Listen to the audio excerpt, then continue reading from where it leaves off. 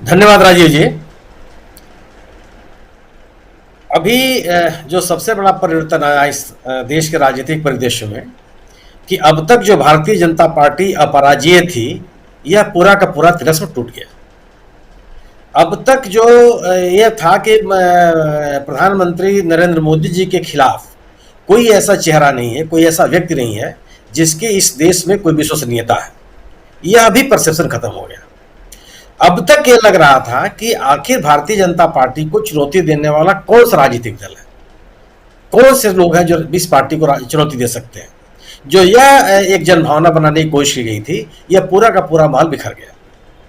अब तक जो ये बात कही जा रही थी कि इस सरकार के ऊपर किसी भी तरह के भ्रष्टाचार के आरोप नहीं है और इस सरकार के सभी काम पारदर्शी तरीके से जनता के हित में है, जो यह नरेशन बनाने का प्रयास किया गया था, यह माल भी पूरी तरह से ढह गया।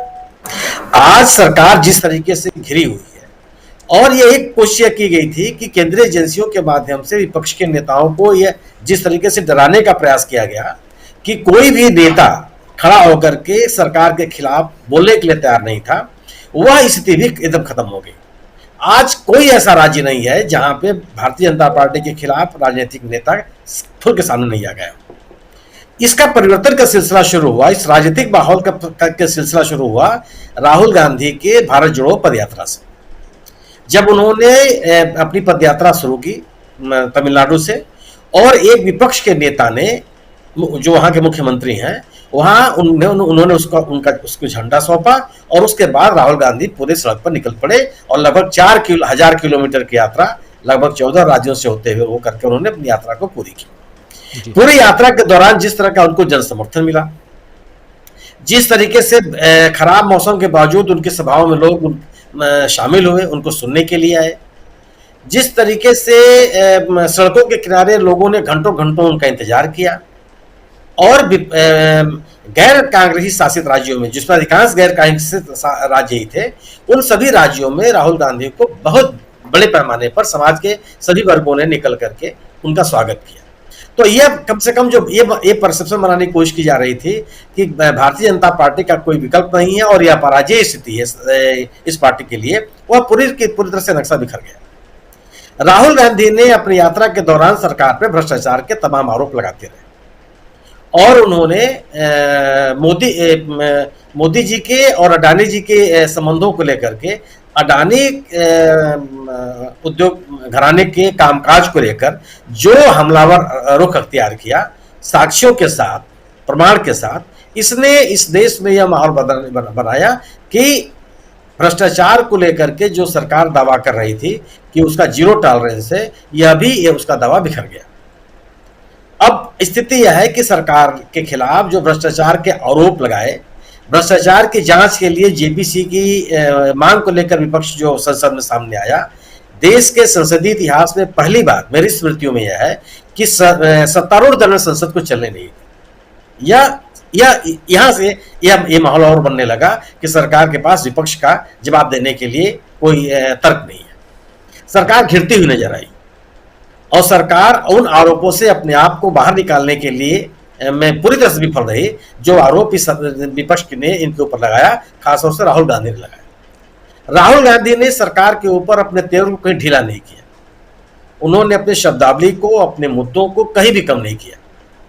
अब भ्रष्टाचार के साथ साथ जो मुख्य मूल समस्याएं थी इस देश की, खासतौर से बेरोजगारी की, महंगाई की, देश के गिरती हुई अर्थव्यवस्था की, गिरते हुए रुपए के गिरते हुए मूल्य की, संघीय ढांचे के ऊपर हमले की, लोकतांत्रिक संस्थाओं के अवमूल्यन की, केंद्रीय एजेंसियों के दुरुपयोग की, मतलब ये तमाम जितने भी आरोप थे, उन किसी भी आरोप के साथ उन्होंने समझौता नहीं किया और लगातार उनके तेवर तल खोदते चले गए।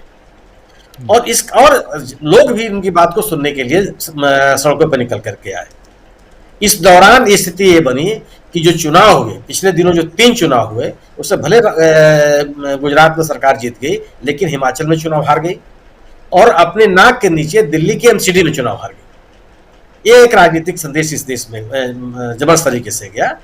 इसके बीच में राहुल गांधी के इस भाषण के बाद, जिसकी आपने चर्चा की लोकसभा में, और उसके बाद जो उनके खिलाफ एक कार्रवाई हो गई, एक अदालती आदेश आया और उनकी संसद की संस्था चली गई। इसने इस देश के राजनीतिक माहौल को बुरी तरह से प्रभावित किया है, एक विमर्श को बदला है कि यह सरकार असहमति को सुनने के लिए तैयार नहीं है, यह सरकार विपक्ष को स्थान देने के लिए तैयार नहीं है, यह सरकार अपने आलोचक को बर्दाश्त करने के लिए तैयार नहीं है, यह सरकार अपने विपक्षियों से को मौन रखने के लिए किसी सीमा तक सरकारी मशीनरी का दुरुपयोग कर सकती है। राहुल गांधी को कोई हत्या के आरोप में सजा नहीं हुई है, राहुल गांधी को कोई भ्रष्टाचार के मामले में सजा नहीं हुई है।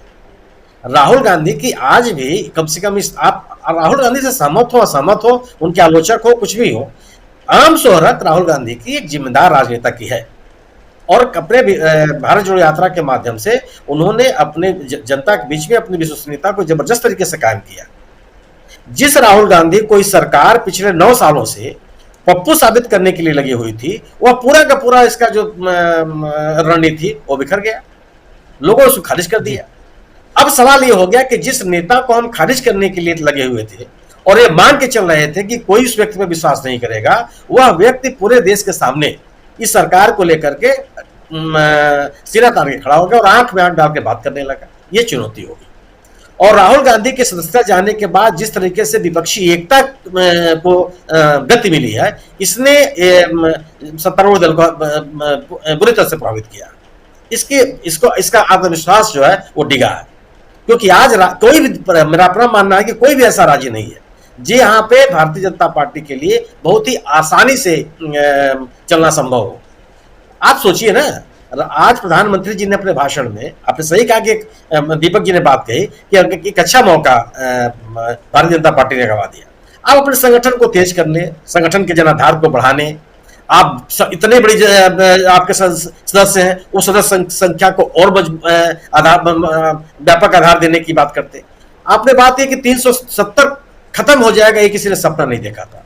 ठीक है, खत्म कर दिया आपने, लेकिन खत्म होने के बाद क्या है?